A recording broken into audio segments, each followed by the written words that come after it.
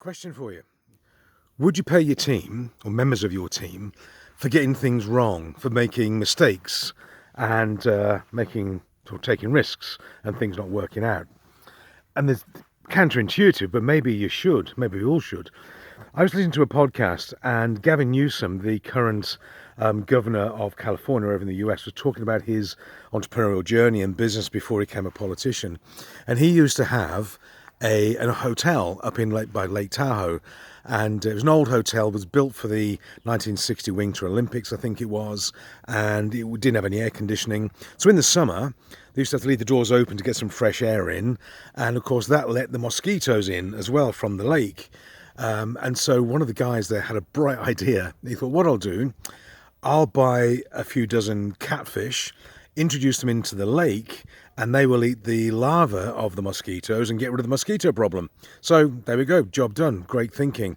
However, what happened apparently is that, unbeknown to him, that there are some raccoons in that area. They like catfish. They jumped in, got the catfish, ate them, but also ran through the hotel with the catfish in their mouths, making a right mess. So the guests first complained about the mosquitoes, and then because he put catfish in the river, in the lake, they complained about raccoons running through the hotel with fish, and it made a right mess. So, question, what do you do with that? How do you fix that? Do you fire that person? And interesting, Gavin said, no, I didn't fire him at all. In fact, we introduced a screw-up award.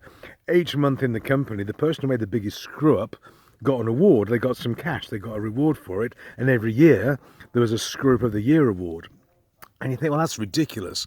But actually, if you think about it, if you want people to be innovative and creative and take risks and do things with the best intentions for the customers, then they've got to get things wrong occasionally. And every one they get wrong, you probably get 10 right. So encourage the mistakes, encourage the risk taking. And he said it worked a treat. Now, I just wonder if you'd be prepared to do that in your business and or not. And I think in hindsight, I've seen that happen in a number of companies where people have got things wrong. It's not great, but they get rewarded for it because they took the risk, they took the initiative, and we've got to encourage people to do that.